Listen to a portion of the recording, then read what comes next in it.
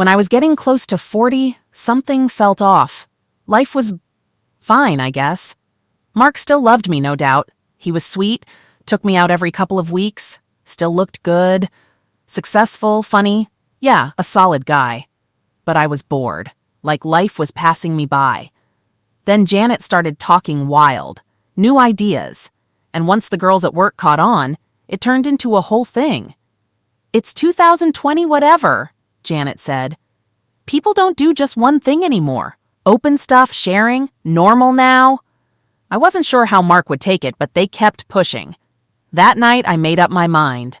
I was gonna talk to him, told the girls. They nodded like they already knew. "Tomorrow night after dinner," I said. Janet winked. "He'll be lucky. Hell, if he gets lonely, we'll throw him a bone. One of us will keep him busy while you're out with the hotties." That part? Not my favorite. Didn't love the thought of my friends touching my man. But if that meant I could go do my thing, maybe it was a trait I could live with.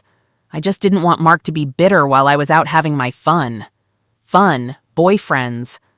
That word gave me a buzz.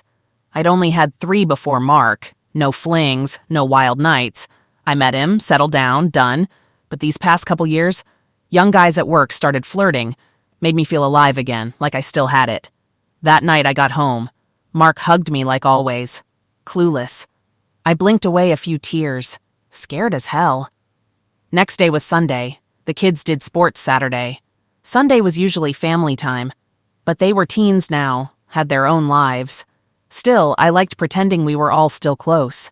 We went out to eat. Kind of a flop. Kids were glued to their phones. "Don't stress, babe," Mark said.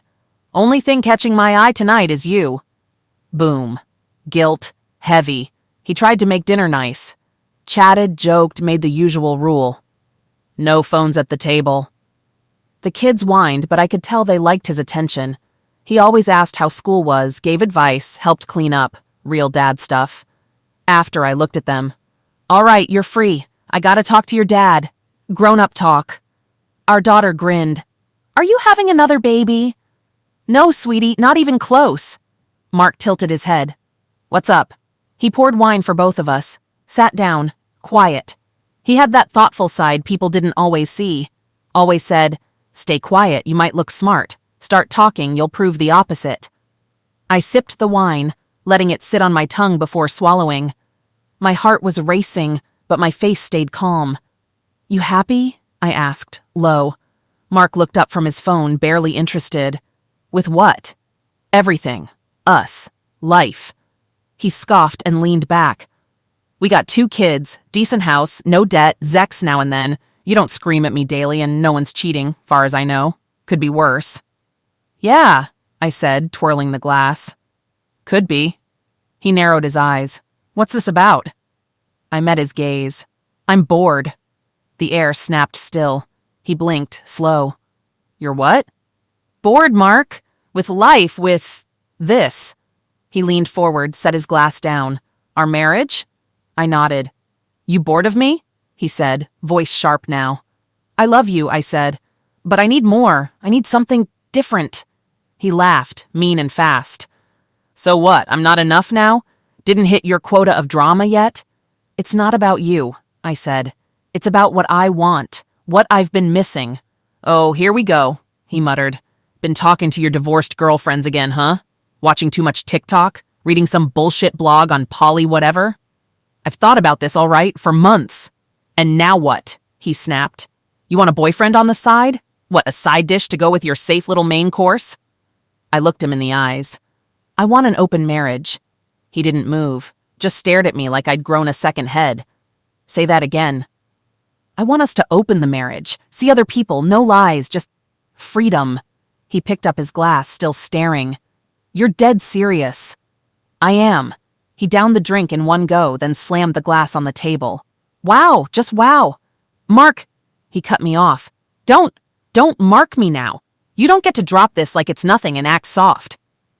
"I thought you might like it too," I said. "You've been with me 20 years. Don't tell me you never looked at someone else." "Looking ain't freaking," he snapped. "Jesus, Louise." "I'm just saying we could both explore. I'm giving you a gift too." He stood up. "A gift? Is that what you call this crap? I stood too. We're not kids anymore. People change. Needs change. No, he said, face flushed. People get greedy. That's what this is. You want the ring, the house, the daddy for the kids, and a new guy to make you feel 20 again. I didn't answer. You know what vow means, he said. It means you don't pull this crap. It means you renounce all others. I whispered it before I could stop myself. Renounce all others. Yeah, bingo. I said that crap and meant it. Did you? Of course I did. Bullshit, he barked. You're sitting here telling me I'm not enough, and that you want to screw around like you're on spring break. It's not like that. Then what's it like, huh? Enlighten me. I tried to speak, but he raised his hand. No, I need air. He walked toward the door. Where are you going?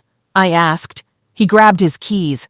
To breathe. To be away from the woman who just told me she wants to be a wife by day and a hoe by night. I flinched. Don't call me that. He looked back at me, eyes dead cold. Then don't act like it. He walked out and slammed the door so hard I thought the frame cracked. He never came to bed. When I woke up, his side was untouched. I didn't even sit down for breakfast, just grabbed my bag and got out. The kids were in the kitchen laughing about cereal or some nonsense. Where's Dad? I asked flat. He left early, our daughter said. Said he might be back late, our son added. No kiss, no goodbye. First time in 20 years. At work, I sent him a short text. I love you. No reply. Tried to call at lunch. Voicemail. Left a message. Told him I still loved him. That he was still my husband. That nothing's changed except a little honesty. Stupid words. That night his car wasn't in the driveway. I paced the house, waited. Finally the door creaked open. He walked in, gave me a dead stare. Hey. That was it. He went straight to the backyard. No drama, no screaming, just silence. The kind of silence that says, I don't see you the same anymore. And maybe he never would. At dinner, he joked with the kids like nothing happened. With me? Not a glance, not a word. Like I didn't exist. After the plates were cleared and the kids wandered off, he leaned back in his chair. Hey, he called out to them. Go finish up your homework. I need a word with your mother. The second they were out of sight, the mask dropped. No fake calm, no fake smile. He looked like a man who hadn't slept. Eyes red, jaw tight. I know you're not going to drop this crap, Louise, he said. You've already made up your mind. I can see it in your face. I didn't respond. Just sat there, waiting. He kept going. And I know damn well it ain't your idea. One of your little girlfriends poisoned your brain with this open marriage crap. Probably the one who just got dumped again. Misery loves company. He let out a bitter laugh. I did some digging today. Read all about this stuff. Open marriage, poly whatever, swinging, it's all the same. People pretending they're evolved while wrecking their homes. And now it's in my house. I looked away, but he wasn't done. You know what I figured out? If I say no, you'll go behind my back. And if I say yes, I get to sit here and watch my wife turn into a walking joke. Either way, I lose, he said, shaking his head. Then he raised his hands like he was giving up. All right, fine, you win. You want freedom? Take it. But there'll be rules. My house, my terms. I leaned in. I wouldn't disrespect you like that. He cut me off. Don't. Just don't. No dudes in this house, ever. And that bed? Ours. No bringing your little side piece in it. Of course not, I said quickly. He glared. If you're screwing anyone else, I don't want to see 'em. Don't want their name, don't want their face, don't want them breathing near me. I nodded, slow. He kept going. And don't touch me if you've just been with someone else. I'm not going to pretend you're clean. Use a damn rubber or get tested. I'm not catching crap because you want to feel alive again. He leaned forward, voice cold now, like a knife. And from now on, I'm done being your emotional support, Louise. No more hugs, no more late-night talks. You're free now, right? Go cry in someone else's arms. I opened my mouth, but nothing came out. He stood up. I'm not mad anymore, he said quietly. That'd be easier. I'm just done.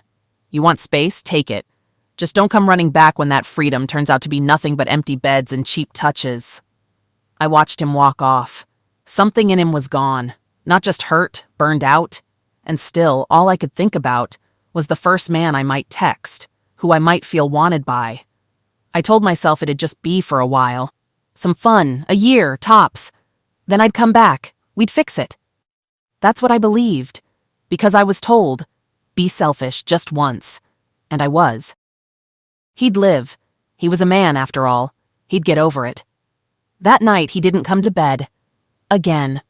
I thought about going downstairs and telling him to stop acting like a child.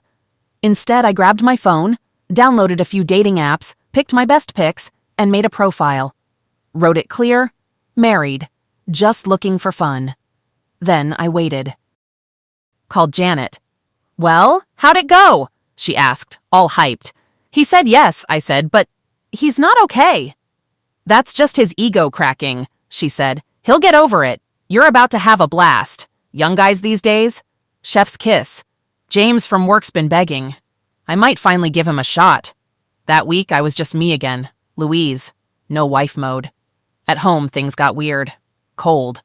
I'm sure the kids saw Mark barely talk to me, but they didn't say a word. He came back to our bed, but there were no hugs, no kisses, no warmth. Just a quiet good night and nothing else. Friday morning, I told him, "I'm going out with the girls tonight." He just gave me that look, you know the one. No fight, no words. Just picked up his bag and left. I had a bag packed already, just in case things blew up. Didn't ask the kids if they noticed anything. Just kissed them goodbye. "See you late tonight, or maybe tomorrow." At work, the girls went wild. I showed them my outfit. Phones came out. Janet texted back fast. "Something's going down tonight." That afternoon, I messaged the 3 young guys who'd been circling. "You're serious?" James wrote back. "Your husband's cool with this?" "Don't talk about him, babe," I replied. "Here's the deal. We're hitting a bar after work. If you show up, maybe I'll need some company. And if you play it right—" "What bar?" he asked, smirking. I liked the confidence. Not cocky, just enough. Told him the place. He said he'd be there after lunch. Later, a coworker leaned in. "So, you and James?" "Maybe," I said. "Why not? My husband gave the green light. I'm not wasting time." "You're on Tinder?" I laughed. "Girl, the DMs are insane. Gotta filter out the weirdos. But there are plenty of young guys out there dying for a shot with an older woman. You pick the hot ones who look like they do cardio. My man can't keep up, poor thing." "And your husband? How's he handling it?" "We don't talk about it," I shrugged. "He stays home. That's on him." "You think that's fair?" "Fair? It's not about fair. He said yes. Thought women would be lining up for him. Turns out not so easy." Honestly, I doubted he'd even try. He wasn't built for this life. But I didn't overthink it. Just kept texting Janet, counting the hours. 5 o'clock hit. I rushed to the bathroom, changed, did my makeup heavier than usual, saw the photo of Mark and the kids on my phone, switched the screen to something neutral, walked out. Janet and the girls were already drinking. Soon as I showed up, bam, wine in one hand, shot in the other.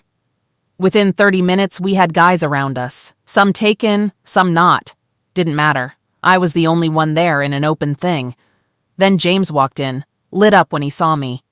We talked a bit in a booth, but honestly, nobody was here to talk. We danced like we were 20 again. Some of it was straight up indecent. I was shocked we didn't get kicked out. Leaning in, I said, "I booked a hotel room nearby." "Seriously?" "Look, I'm married, but I want this. I want you tonight." Told him the place. He grabbed my hand and pulled me out of there. Everyone cheered. We barely made it into the room before it started. Hours later, I showered, changed, and checked out. The receptionist gave me that look. "That's not your husband." Didn't care. An hour later, I was home. Walked in like nothing. No guilt. Went to our room. Empty. Checked the couch. Empty. I found Mark passed out in the study, lying sideways on the narrow guest bed. Blanket kicked off, still in yesterday's clothes. I stood there for a second, then nudged his shoulder. His eyes snapped open. Cold, flat, no warmth left. "Go back to sleep, Louise," he said, voice like gravel. "You coming to bed?" I asked, arms crossed. "I am in bed," he muttered, turning his back. "You think I'm climbing in with you after the stunt you pulled?" I stood there, silent for a beat. "Fine," I said. "Suit yourself." He let out a dry laugh. "Yeah, I will." Didn't even look at me. I turned and walked out. Didn't slam the door. Didn't say a word. Got to our room, changed into pajamas, climbed under the covers. I laid there, eyes on the ceiling, trying not to think. I missed him. Not that I'd admit it. If he wanted to keep sulking like a damn child, that was his problem. Keep acting like that, I thought, and maybe next time I won't bother coming back at all. At first, I kept my little dates to weekends. Fridays, Saturdays. Tried to keep things normal, act like nothing changed. But Mark, he was never in bed with me anymore. Slept in the study, on the couch, wherever I wasn't. The kids, they weren't dumb. I could tell they felt it. They saw the cold looks, the space between us. One night, I brought it up. Tried to act casual. "You think the kids notice?" I asked. He looked up from the TV, slow and sharp. "You want me to explain it to them?" he said. "Tell them what you asked me for?" "You agreed to it," I shot back. "Yeah," he growled, "because you gave me two options, say yes or get cheated on." "That's not fair." "No, what's not fair is you walking around like you're single while I sit here trying not to lose my mind," he said. "And you know what really pisses me off, Louise? You were never gonna leave, but you were gonna take the kids if I didn't play along." "I would never take them from you." He laughed. It was dry and mean. "Bullshit. You would have played the good mom card and dragged them with you, same way you dragged your A into this circus." "You're being cruel," I said.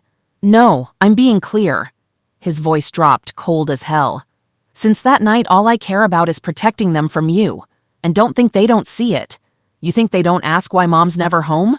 Why she smells like a damn club half the time?" I went stiff. "You're out of line." "I wouldn't touch you with a 10-foot pole," he snapped. "God knows what STDs you're carrying." That one cut. Deep. I didn't speak. Couldn't. For a second I wanted to slap him, but something told me he might just slap back. And harder. After that, it was ice. No hugs, no kisses, no touches. The word marriage didn't mean crap anymore. Zex? That died the night I asked for freedom. Did he miss it? Hell if I know. I wasn't about to ask. Did I miss him? Yeah, some nights. I missed when I still felt something. Missed when he used to wrap me up after and just hold me. But I wasn't done yet. Every weekend a new guy from Tinder. Then it got worse. Janet and the girls started hanging out more. Friday and Saturday turned into Tuesdays, Thursdays, whole nights out. Sometimes I didn't come home. Sometimes I passed out at Janet's. Sometimes with a guy, sometimes not. Didn't matter. I wasn't there. I had spare clothes stashed at the office, at Janet's too. There were weeks I only came home once, maybe twice. I told myself I was free, living wild, doing me. But I was breaking something.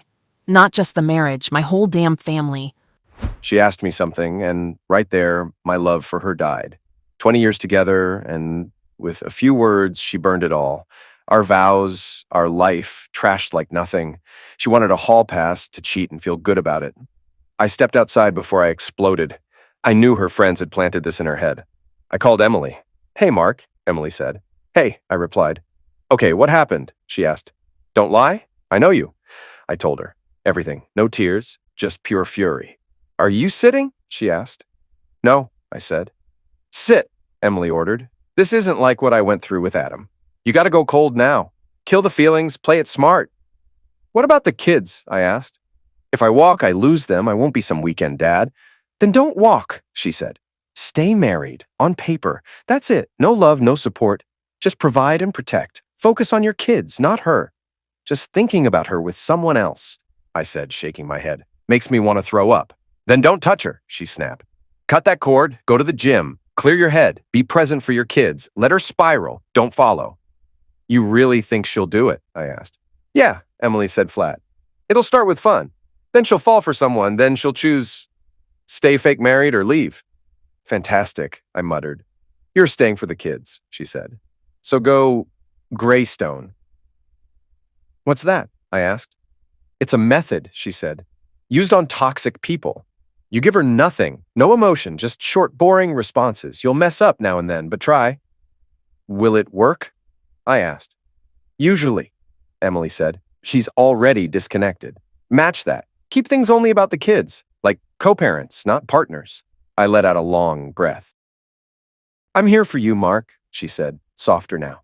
Always have been. Love you, Em, I said. Love you too, big guy, she replied. It sucks right now, but it'll pass. Just focus on the kids and on you. You think I'll ever forgive her? No, she said. You'll divorce her one day, maybe when the youngest turns 18. Until then, you're just roommates. That helps, I said. Thanks for being real. Just don't do anything stupid, she warned. I won't, I said, but I'll protect myself. Good, Emily replied. Where are you sleeping tonight? Not in our bed, I said. I'll visit soon. You'll need backup, she promised. Thanks, Em. One more thing, she added. You've still got it, Mark. Women will notice. You're solid. You're a damn good dad. You'll be fine. I don't know, I said. Just think about it, she said. Going Greystone was rough. I lost it a few times, snapped at Louise, hated myself after, but she didn't care. The first night she stayed out nearly broke me. Then she had the nerve to come into my office and ask me to join her in bed. I didn't say a word. She left. That was it. Whatever was left in my heart, it died then. She'll always be the kid's mom. But love? Gone. I did what Emily said, focused on the kids, hit the gym, hired a trainer, cooked more. My daughter and I got close in the kitchen. Louise stopped coming home on weekends. Both kids had sports on the same day. I couldn't be in two places at once. But I showed up. That's what a real parent does. I told my little sister everything. She called me dumb for putting up with it. I'm not doing it for her, I said. I'm doing it for the kids. She calmed down, then looked me straight in the eyes. You should just cut her off and go be with Emily. What? I said. She rolled her eyes. Come on, you should have married Emily from the jump. I opened my mouth, but she shut it with a hand in the air. Yeah, I know. We're just friends. Didn't want to mess it up. Whatever, look where that got you. A cheating wife. Do you even know where she is now? Better I don't, I muttered. One of the rules. When's the last time you two... She trailed off, then said, forget it. Not in the mood. Just go find some hot girl and wreck her world. That's what Emily said, too. She laughed. I asked, you know anyone? She laughed harder. Please, at least 3 of my friends still crush on their hot older brother. She squeezed my hand. That gym grind's showing. Got abs yet? Feeling stronger, I said. Hitting that bag helps. Sometimes I picture her or her flavor of the week. I hesitated. Messed up, right? As long as you don't actually hit her, she shrugged. When's the last time you talked to her? I asked. Last week she came for dinner. I only talk about the kids. She didn't even notice anything. Was glued to her phone. When she hit the shower, I peeked. 3 dating apps. Dozens of guys messaging her. No clue how many she's screwing. I paused. Thing is, I said, I don't care. She's my wife on paper, that's it. A total goddamn hoe, my sister muttered. I didn't argue. No point. I had bigger things to focus on. Besides her, Emily was the only one I trusted. The kids loved her. When their mom started fading out, they clung to Emily more, especially my girl. Emily never stayed over, but we had nights on the couch, drinks, talking, sometimes cuddling. I didn't let it go past that. Not yet. One night at dinner, my daughter looked at me and asked, Dad, why do you put up with this? My wife still came around sometimes, ate dinner, slept in the bed, though I'd already moved my stuff out. Yeah, my son chimed in. Kids at school make jokes, but we just laugh. We're not the only ones with weird parents. I glanced at Emily. She shot me a look. Say something. I turned back to the kids. Has your mom told you anything? No, my daughter said. Just that things might change. We're not stupid, my son said. We see stuff online. Just tell us. You're the one that stayed. She barely talks to us anymore. My daughter wiped her face. Emily reached out and hugged her. I won't give you all the ugly details, I said. But your mom changed the rules of our marriage. If I hadn't agreed, I'd have lost the house. Do you still love her? My daughter asked. No, I said. It died the day she asked, and the night she came back from her first date. It was over. Does she even love us? My daughter whispered. Emily hugged her tighter, looked at me. Of course she does, I said, and it felt like a lie.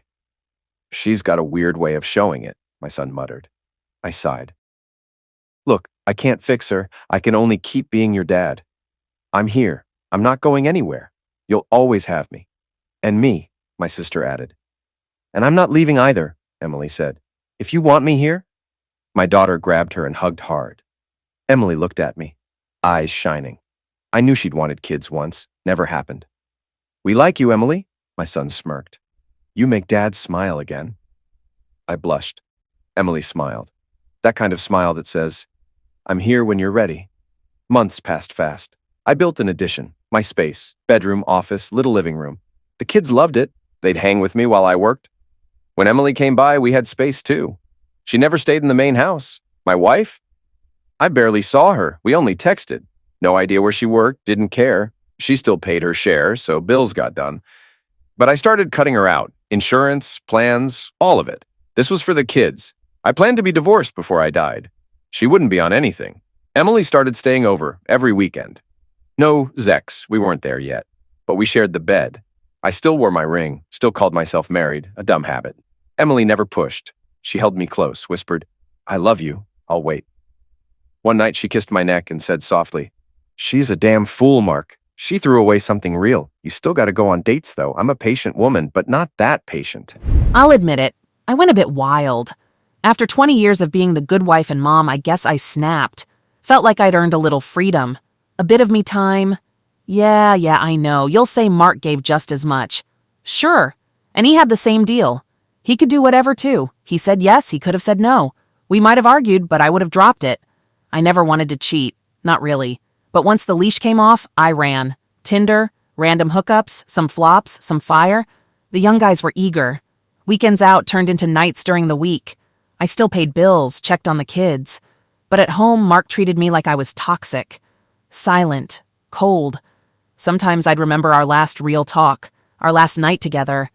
I'd promise myself I'd fix it. Then someone would text, and I'd be gone again. It wasn't until I came home one weekend, hoping to actually see my family, that it hit me how much I'd missed. Mark barely spoke. Only if it was about the kids or the house. Everything else, nothing. Like I wasn't there. Still, I missed him. I missed the kids. A part of me wanted out, quietly. But the other part? Still having too much fun. Too many young guys into women like me. Hi, I shouted, walking in. I'm home! Lights were on. No one answered.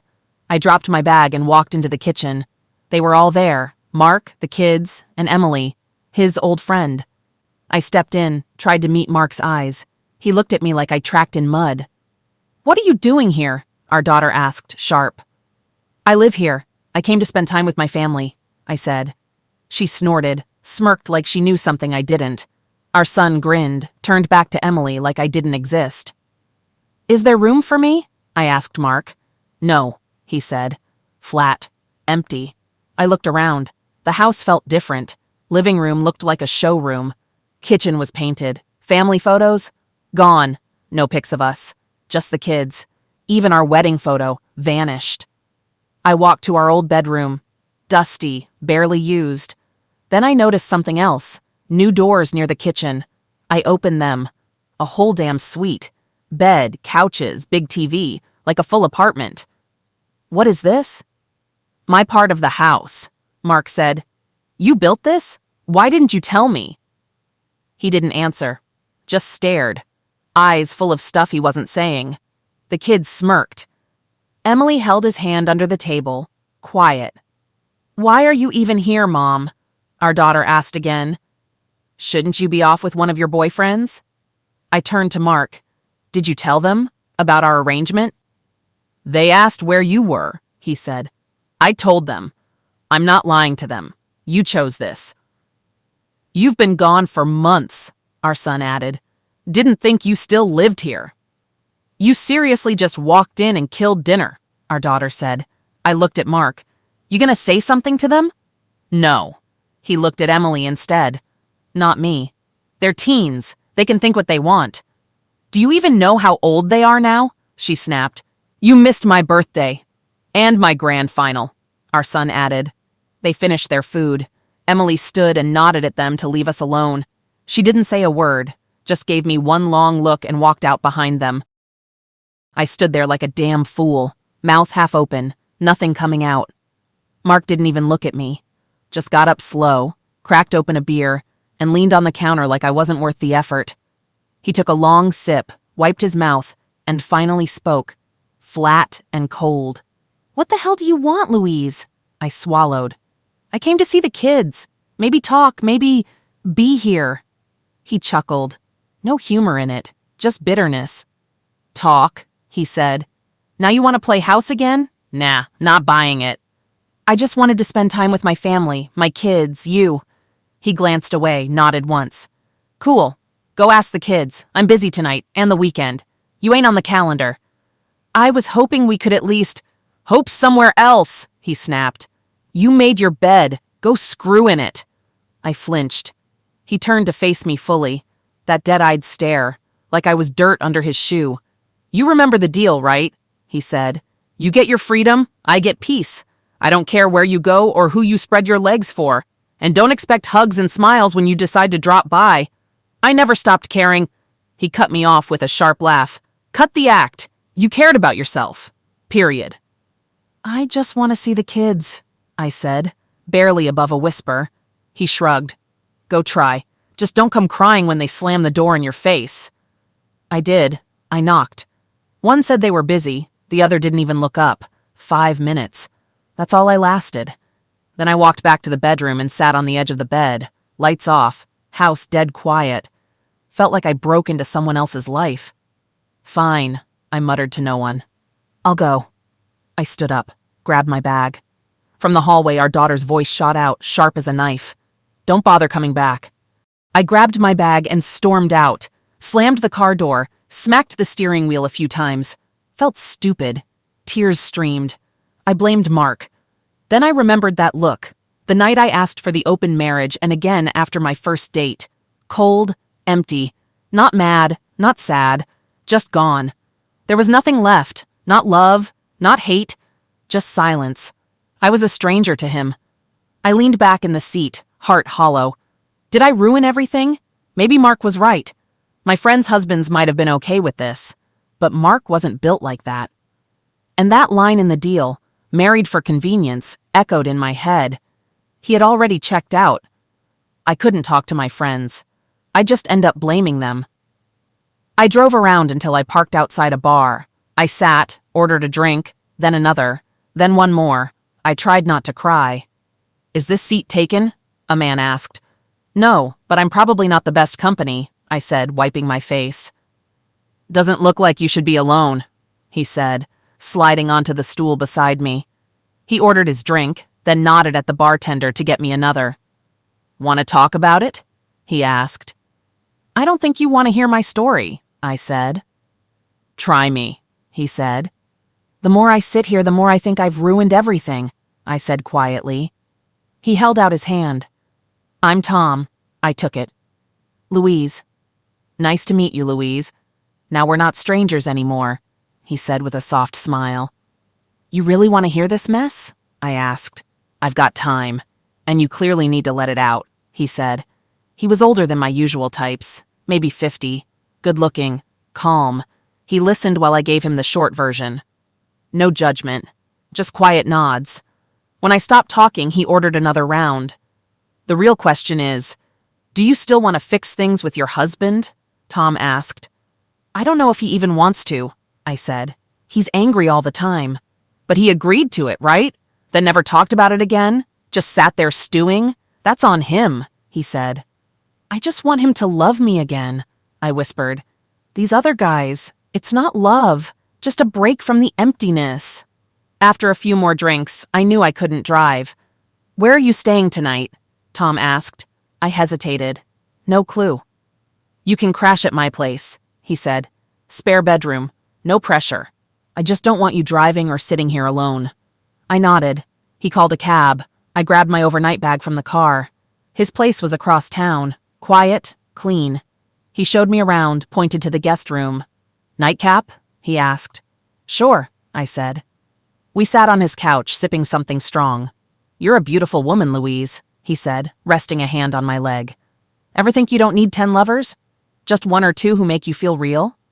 "I'm not looking to fall for someone new," I said.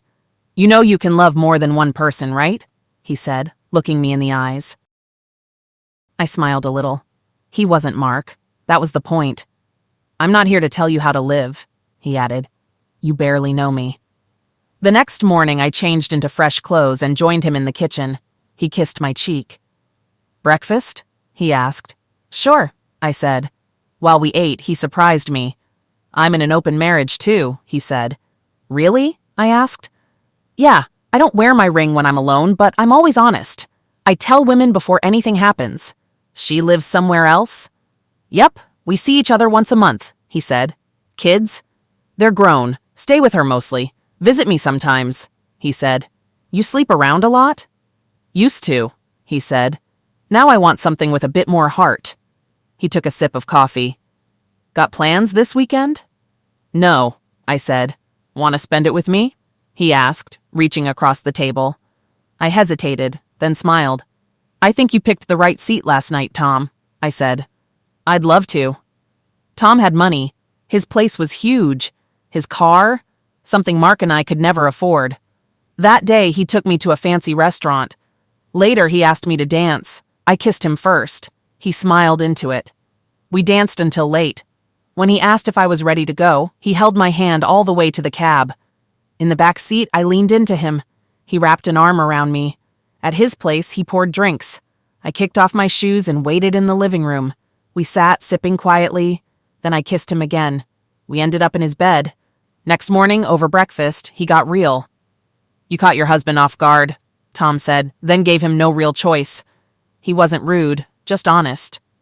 But you might still fix things, he added. Start with your kids. I stayed quiet. He kept talking. My kids were confused too. I moved out, saw them less. They were old enough to handle it. Yours seem to know what's going on. Now it's up to you. He took my hand. Try to fix things with Mark. Sounds like he's a good guy. He is, I said. A really good guy. Almost as good as your wife. I love my wife, he said. When I retire, I'm moving back to her. That'll be the end of this. What does she think of it all? She misses me, he said. But she's got 2 lovers when I'm away. When we're together, it's just us. Same deal for me. Sounds like it works. It does, but we put the work in. No games, no jealousy. That's the rule. We spent the rest of the day together. In the afternoon, he drove me to the bar where I'd left my car. He pulled me close. You've been going about this the hard way, he said. Random hookups leave people empty. What you need is something real. I think I'm finally seeing that, I said. Keep in touch with your husband, he said. Try your best. But most of all, fix things with your kids.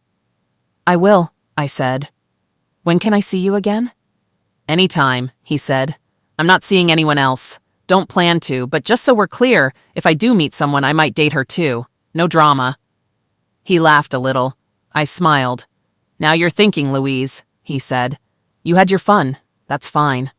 But maybe it's time for something more real. Something built on love, not just lust.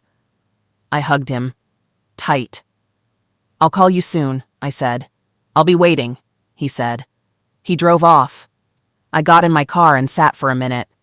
Then I headed home, slow, thinking. On the way, I picked up my stuff from Janet's place.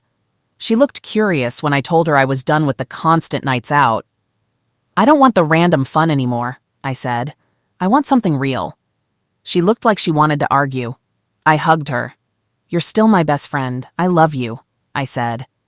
Good luck, she said at the door. I got home late, grabbed some clothes and walked to the kitchen. I heard noise from Mark's new side of the house. I stopped and held back tears. He'd done everything to live apart from me, just not filed the divorce. In the living room, Matthew was gaming on a giant screen. Zara was doing homework next to him. I glanced out the window. Mark was out on the terrace, hugging a woman, not Emily. Matthew saw me first. He blinked, then nudged Zara. She yanked out her earbuds, ready to snap, then saw me. I walked over, knelt down between them, took their hands. Tears rolled down. I'm still your mom. I love you, I said. I know you know what's been going on. I'm sorry. I'll do better. Matthew's lips shook. I pulled him into a hug. I don't get it, Mom, he said. Why are you gone all the time? That crushed me. I didn't mean to hurt you, I said. I miss you. I'll try harder now. Are you really with other guys? He asked. That's between me and Dad, I said gently. I kissed both his cheeks and messed up his hair. I'll try to make all your games next season, okay? Just send me the schedule. Zara didn't look so sure. She'd always been close to Mark. You broke Dad's heart, she said. What kind of wife does that? You're too young to understand, I said. She stood. Her books hit the floor. I'm not too young, she shouted. I'm 16. I read. I know what's going on. It's your marriage, but it affects us too. She burst into tears and ran off. I stood there shaking and let out a long breath. I didn't hear him come in, just felt the air shift. Turned around, there he was, standing behind me like a ghost, eyes cold as stone. You staying for dinner now? He asked, voice dry, dead. I nodded. Yeah. I'm trying to be around more. He scoffed. Why? Guilt kicking in? Before I could answer, a soft young voice chimed in behind him. Is this your wife, Mark? I turned and wanted to break something. She was gorgeous. No way she was older than 25, tight dress, perfect skin. That fake sweet smile made my stomach turn. I'm Cindy, she said, smiling like she belonged here. I stared at her, then back at Mark. Thought we said no visitors. He didn't blink. Yeah, well, she's not staying. She's here for the afternoon, dinner, then she's gone. Then he stepped closer, calm, cruel. And last I checked, you don't make the rules anymore. You wanted this open crap, remember? So now I'm playing the game you started. I clenched my jaw, said nothing, couldn't.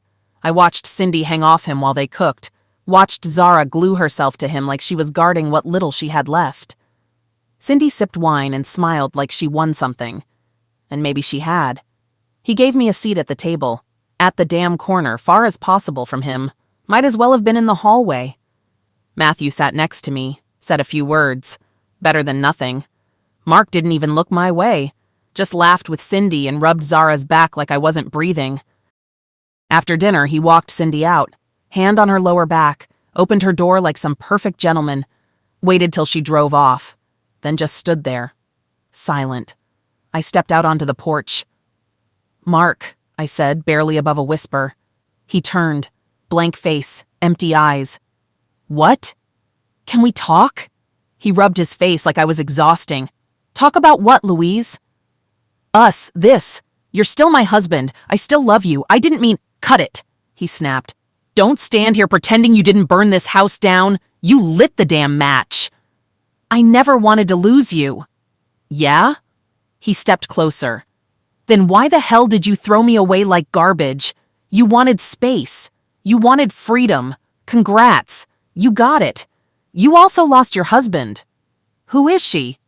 He narrowed his eyes. None of your damn business. Same way I don't give a damn who you've been with. We had rules. Rules? He barked out a laugh. You made the rules. I just followed. No affection, no support, no love. That's what you wanted, remember? No strings. I tried to speak, but he raised a hand. Save it. You didn't think past your next thrill. Now you're mad I moved on?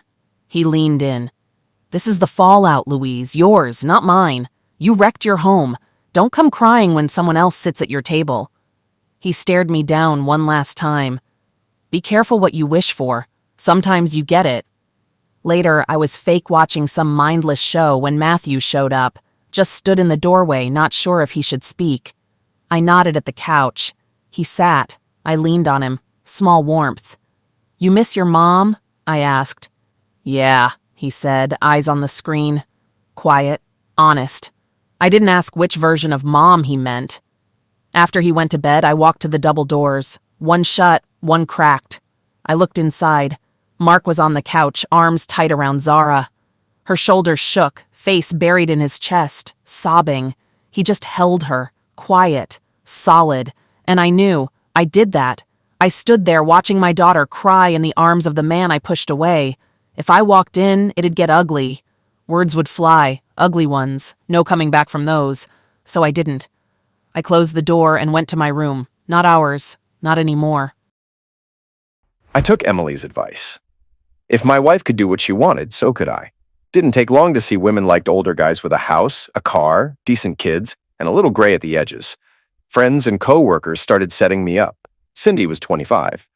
Too young, but cute enough to say yes. Charlotte was 28. All business, wanted love, but only on her schedule. Melissa, early 30s, a lawyer, wild in bed, gave me things my wife never had. Then came Jessica. Don't shoot me, I told a friend once, but she's 21.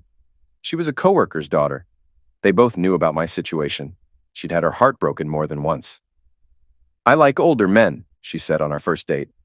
Can I say something? Go ahead, I said. Your wife's a damn idiot, she said. You're not the first girlfriend who's said that, I replied. What blows my mind is that this setup works, she said, smirking. You mean me, you, and the rest? I asked. Yeah, she said. I get jealous sometimes, but I knew what this was. I knew I'd get someone who made me feel good when we were together. Then she gave me a look. Besides, we all know about Emily and her little countdown. I heard she pushed that back, I said. Yeah, she gave herself one more year to figure it out, Jessica said. You think she's scared to take the next step? I asked. Of course, she said. You two have been in love for years, even if you pretend it's just friendship. So what? I just need to take her to bed and blow her mind? I asked. You should, she said. All your girlfriends agree. We love Emily. She's too sweet. Not to root for. You two belong together. Then she hugged me tight. Don't feel guilty, Mark. Sometimes a woman's got to show a man what she really wants. Next morning, we had breakfast, packed up, and I drove her home. At the door, we kissed, long and slow. She smiled before going inside. Later, I got home. Matthew was yelling at his game. Zara sat at the table, studying. I kissed her head and cheek. You two okay while I was gone? I asked. I'm 16, Dad, Zara said. I don't need babysitting. And your brother? He wasn't annoying, that's all I'll say. You see your mom? Not since Wednesday night. Fair enough, I said. What's for dinner? We ate. Matthew tore through his food and vanished. Zara helped me clean. I grabbed a beer and sat on the deck. She joined me, curling into my lap. You happy, Dad? She asked. With you two? Totally, I said, tickling her. She squirmed and laughed. With everything else, not really. But outside your mom, yeah, I'm good. I think Mom has a boyfriend now, she said. Good for her, I replied. You don't care at all? She asked. Nope, I said. We live separate lives. All we share now is a house, 2 kids, and a marriage certificate. You didn't want us involved, she said. No. But when she stopped hiding it, I figured it was better you two knew, I said. I tried to be better than her, but it started to feel like a game I was losing. I think the women you've met are all beautiful, she said. They are, I said. All 4 know the deal. They know I'm married, they know it won't last, and they know I'm not leaving my wife for any of them. Because of Emily. You love her, don't you? She whispered. I pulled her closer. Her head rested on my chest. She's my best friend, I said. Been there through everything. I helped her through breakups. Beat up one guy, broke another's nose. That's love, she said. Your mom took love for granted, I told her. Emily never has. We never crossed the line, but your mom always knew if she broke me, Emily would be the one to put me back together. But until then, are you having fun? She asked. Emily knows about everything I do, I said. She's the one who told me to stop waiting and start living. She's a real friend, Zara said. But I'll be so happy when you marry her. Wait, what? Did she say something? No, she said, smiling. I just want you to be happy, and Mom hasn't done that in a long time. You think I should divorce her? Are you going to? When you two leave home, I said. First thing I do. Emily came by Tuesday night. Zara was clearly playing matchmaker. My son didn't notice a thing. During dinner, Zara kept shooting me looks. That night, after the kids went to bed, Emily curled up beside me. Her arm slid around my waist. We just sat there in quiet. After a minute, she laughed softly. You know your daughter wasn't subtle today, she whispered. No, I said, pulling her closer. We've been talking a lot. She wants us married, Emily said. She leaned into me more. I wrapped my arm tighter around her. And what do you think of that? She asked. We'd need to get divorced first, I said. Do you love me, Mark? She asked. I love my kids more than anything, I said. Then I paused. And I used to love Louise. But not anymore, Emily. So after the kids, she said, you love me most? Yeah, I nodded. There was a time Louise had all of me. I married her, built a life. You were even at the wedding, helped plan it. You backed me. We had a family. Now look at us. Emily went quiet, then asked, "Did you ever wonder about us?" "Not while I was married," I said. "You were my best friend, besides my wife." I kept that line clear. But now, yeah, I think about it all the time. I'll always thank Louise for one thing, though: our kids. Emily stayed that night. No Zex, just warmth. We weren't ready, and that was okay. Next morning, my daughter lit up when she saw Emily at breakfast. My son didn't react much. He still talked to his mom now and then. Over coffee, he told me about that time their mom apologized, promised to be better. Since then, she'd been coming by more. Said she invited him for dinner a few times. Zara never went. Later, I walked Emily to her car. She smiled at me. "I want to stay again soon," she said. "It's fine, right? We're not having Zex." "Yeah," I nodded. "That's still the rule." Louise showed up that Wednesday. First time in months, she looked like she actually wanted to sit down with all of us. Family dinner or something. Too bad. I had plans. A date with Cindy. When I headed for the door, Louise stood and looked right at me. "Please stay, Mark," she said. I stopped. Just gave her a blank stare. "We didn't have to," she started. "It's not on me, Louise," I cut in. "But we can still. I have plans tonight." "What about the kids?" she asked. "They know," I said. "They weren't counting on me tonight. I'll see them after school tomorrow." She stepped forward. "Can't you just stay? Please? For me?" I stared for a second. No words. Then turned and walked out. Cindy was waiting at the pub. I didn't tell Louise where I went. She didn't need to know. Wasn't her business anymore. "I think he hates me," I muttered, curling into Tom. "I think it's over, Tom," I said. "Do you know what he's doing?" he asked. I laughed. "Zara tells me, says he dates a bunch. She hopes he divorces me and marries Emily." "To his best friend?" Tom asked. "Yep, and he brings women home now, cooks for them. He used to cook for me." "She's not on your side, huh?" he asked. "She blames me, thinks it's all my fault. She's close with him, always was." I paused. "I broke him, Tom. He shut me out. Zara sees it." "So what are you gonna do?" he asked. "I don't know, he won't talk to me. We only speak about bills or the kids. I text him all the time, nothing back. He won't answer my calls." Tom didn't answer. He kissed me instead. Made me forget for a while. Daniel was around too, single, Mark's age, but unsure. I told him the truth. Still, it was always Tom who made me feel wanted. One night in bed, Tom turned to me. "I want to ask you something," he said. "Ask," I said. "Come with me on a trip. I travel a lot. For work, US, Europe. I'd like you there." "What about your wife?" I asked. "She's not coming. Doesn't want to. I want you." "You're serious?" I asked. "Yeah, you'd keep me company." "How long?" I asked. 2 weeks, maybe more. I'd have to tell the kids. Of course, but they're older now. "She just had a birthday," I said.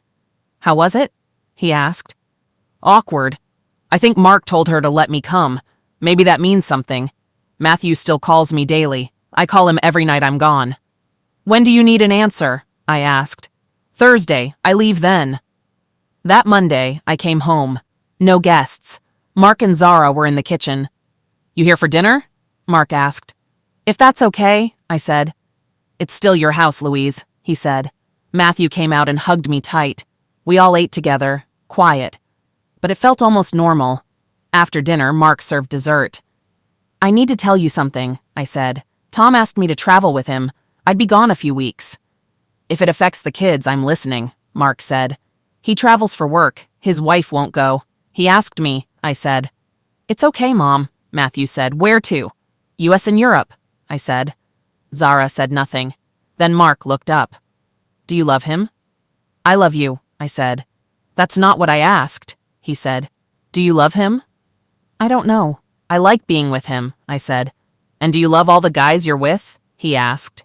He stared, smirked, stood up, cleared the plates. Zara helped. That was it. Later, I sat in the living room. Matthew joined me. "Do you miss your mom?" I asked. "Yeah," he said.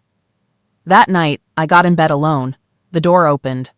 "I'm sorry, Mom," Matthew whispered. I hugged him, crying. "You're my mom. I love you, no matter what," he said. Over the next few months, I traveled with Tom more than I thought I would. We hit the US, South America, parts of Asia, and Europe. He worked, I tagged along. He paid for almost everything and called me his girlfriend. I never asked if people knew he was married. I just knew I liked him. He was sweet, generous, and easy to love. One day, while he was out, I checked my socials. Mark hadn't blocked me. That's how I saw it. They went to New Zealand. The kids. Without telling me. They looked happy. And then there was Emily. In the photos, too. Tom came back after lunch and found me crying on the bed. He didn't ask. Just lay down beside me, kicked off his shoes, held me. He picked up my phone, saw the pics, and kissed my head. "This is partly on me," Tom said softly. "You've been with me a lot." "It feels like I'm already divorced," I said. "He's raising them alone." "Maybe we stop traveling for a while," he said. "You stay home more, see the kids. Do you want that?" I looked at him. "I'm asking because," he said, then sighed. "I love you, Louise." That made me smile. He'd said it before, but he always reminded me he'd never leave his wife. He had said, "I can't promise a future. I still love her, and I won't meet your kids. It's not fair to them." A week later, I came back, started staying around more, still saw Tom sometimes, but I tried. Mark kept dodging me, silent, cold, same as always. Then one night, I found him in the kitchen, alone. "You took the kids to New Zealand?" I asked. "Yeah," he said, not even looking at me. "They needed out. It's been years." "And I wasn't even asked?" "You were too busy playing house with your boyfriend," he said flat. "I'm not dragging you along to fake a happy family. That ship sailed." "And Emily? She just went for fun?" "She's my best friend," he said dry. "She's been here. She's the one who stayed when you didn't." "What about Christmas?" I asked. He looked at me, dead-eyed. "What about it?" "Are you doing anything? Am I even part of it?" He shrugged. "That's up to you." "Mark, can we talk?" His face changed. Like a wall slammed down, cold, locked, done. "I didn't even get mad at first," he said. "Not really. I was numb. Until that night." He sat down hard at the table. "The night you dropped that crap on me like it was nothing." "Mark, we haven't had a real talk since. You made it clear what I was worth, what this marriage meant to you." "I miss you," I said. "I miss being close. I can't even remember the last time." "You miss me?" he cut in. "Then why'd you light the damn match?" "I didn't want to cheat on you," I said. He looked up at me, sharp. "You had someone lined up when you asked. Don't lie." "I didn't." "You did." He stood. "You came to me with your sweet little speech, and you already knew who you wanted." "You're with someone too." He stepped closer. "Don't pull that," he said. "You wanted out. I just refused to sit here like some idiot while you ran around. I didn't start this." Then his voice dropped. Sharp, angry, quiet. "This was Janet's idea, wasn't it?" he asked. "I talked to her ex. You know that? She was bringing guys home while he was still there. That who you listened to?" I blinked, swallowed. "I haven't talked to her in months." He shook his head. "But you remembered the stories, right? The freedom, the parties. You let those girls wreck your brain." He stepped even closer. "Why, Louise?" he asked, voice hard. "Was I bad to you? Bad in bed? What was it?" I looked at the floor. I was bored. He laughed, bitter. "Bored, that's it? You tore apart our home 'cause you were bored?" I didn't answer. Couldn't. Bored doesn't mean go sleep around. Bored means get a hobby. Go on a damn hike, don't nuke your life and call it self-care. "I made a mistake," I whispered. He didn't flinch. "No, you made a choice." "I just wanted to feel young again," I said. "Alive. The girls said I could date, feel something again. Like before." "Yeah?" he snapped. "They ever mention the husband you left behind? The one who sat in the dark wondering what the hell he did wrong?" I stayed quiet. "No," he answered for me. "Because that's not part of the fantasy, is it?" He backed off, slow. "I never wanted anyone else," he said. "I was happy. I loved you. I would have done anything. But you chose the thrill over the man who loved you." I sighed. We hadn't talked like this since the night he agreed to the open thing, but I knew this was the end of our marriage. He didn't love me as his wife anymore. "What do we do, Mark?" I asked. We stick to the plan, he said. Till the kids turn 18, then we figure it out. I knew what that meant. I broke down crying. What I didn't expect, he held me. I clung to him like I hadn't in months. My legs shook. He didn't love me, but I guess he still hated seeing me cry. We'll spend Christmas together, Louise, he said. But I'm living my own life. This marriage, it's done. You're holding on to something that's already gone. And even if I stopped everything, we're not the same people anymore. I don't want to lose you, I said. You're still my husband. I still love you. He sighed, but didn't pull away. His hand moved gently across my back. He said nothing. Maybe he didn't want to say something that would break me more, and deep down I knew. He had already made up his mind. He stepped back, let me wipe my face. I looked at him. No warmth, but no hate either. You want dinner? He asked. I almost cried again. It had been so long since we shared a meal. We cooked something simple, ate together. Talk was awkward at first, but after a couple beers, we started remembering the good times. Where are the kids? I asked. Zara's with her friends. Matt's at a sleepover, he said. I was enjoying the quiet. It's good we talked, I said. Yeah, he nodded. We needed it. Zara hates me. He shook his head. No, she's just upset. She doesn't like that her mom has a boyfriend. And what about her dad having a girlfriend? I asked. He chuckled. She's a bit jealous, especially if it's Emily. She felt left out for a while. Do you love Emily? I love her. Always have. She's been my best friend for years. Are you with her now? I asked. No, she won't be with me unless we're divorced. I wiped my face again. Are you serious about divorcing me? He looked at me. Louise, this is the longest we've talked in a year. I'd give anything to go back. But we can't. What's done is done. He changed the topic and asked if I wanted to see the cabin he fixed up. It was warm, cozy. The kids loved it. We shared a bottle of wine, talked more about the past. It was easier than talking about now. Next morning, I woke up with his arms around me. He was still asleep. Nothing had happened. We were both fully dressed. Mark opened his eyes and smiled. Guess we had a bit to drink, he said. Well, we're still dressed, so I guess you didn't seduce me, I joked. He laughed. I curled into him. Would you want to? Be with me, I mean? It's been over a year. About a week ago, he said. What? That's when I last slept with someone. Do you still find me attractive? Of course I do. You're still beautiful, Louise. You mean that? I wouldn't lie about that. You may not like me right now, I said, but would you sleep with your wife tonight? He pulled me in tighter. I'm sorry, he whispered. You don't have to say sorry, I whispered back. But I remembered the deal. He'd cut me off, physically and emotionally. That part of him wasn't mine anymore. Thanks for saying I'm still beautiful. He got up, showered, ate, and got ready to leave. As he picked up his bag, I stopped him. Can I get a hug? He put it down and hugged me, tight. The first real hug in over a year. I held him like I didn't want to let go. I love you, Mark, I whispered. Always have. Still do. He didn't say anything. Maybe he didn't want to hurt me. I followed him outside, watched him get into the SUV. I waved.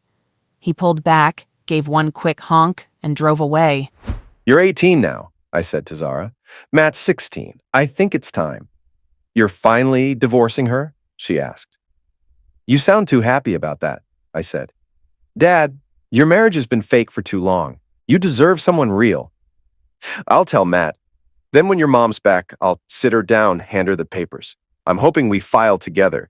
Easier that way. She knows I want a divorce, so it shouldn't be a shock. You tell Emily yet? She asked. Yeah, she wanted to wait till the divorce, but we've waited long enough.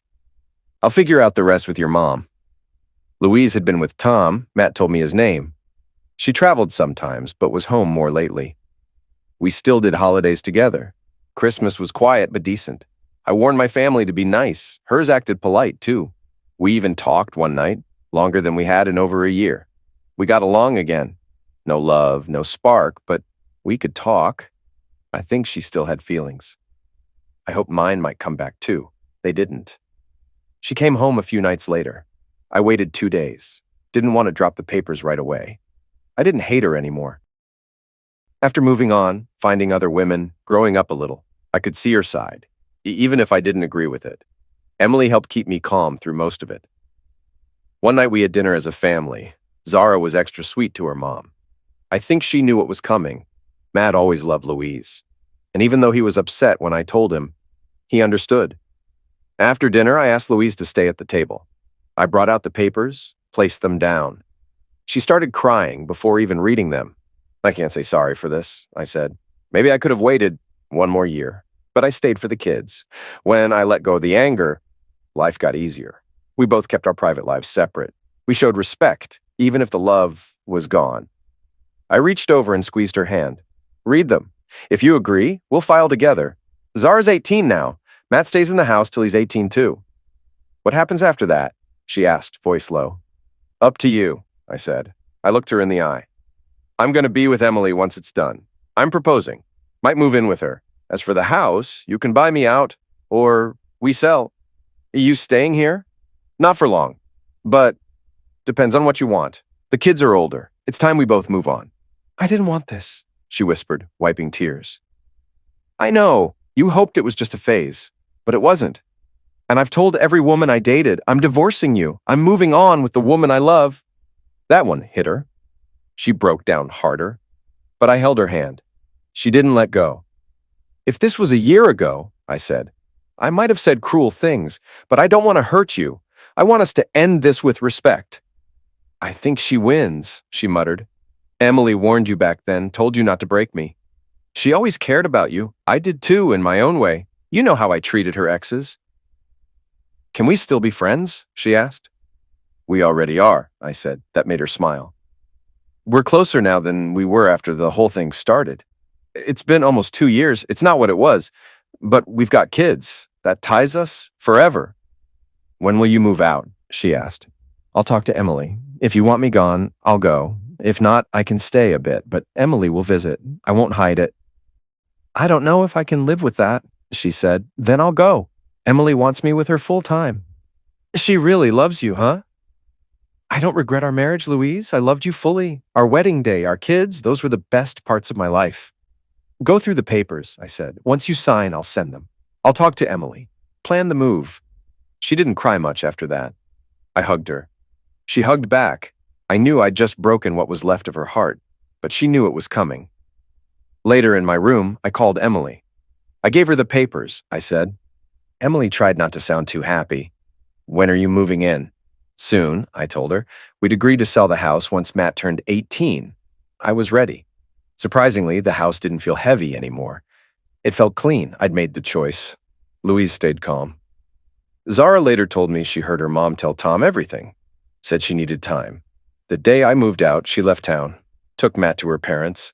She'd signed the papers. Only thing left was the court stamp. Emily showed up while I was packing. We kissed as soon as she stepped in. We loaded boxes into my car. She took some too.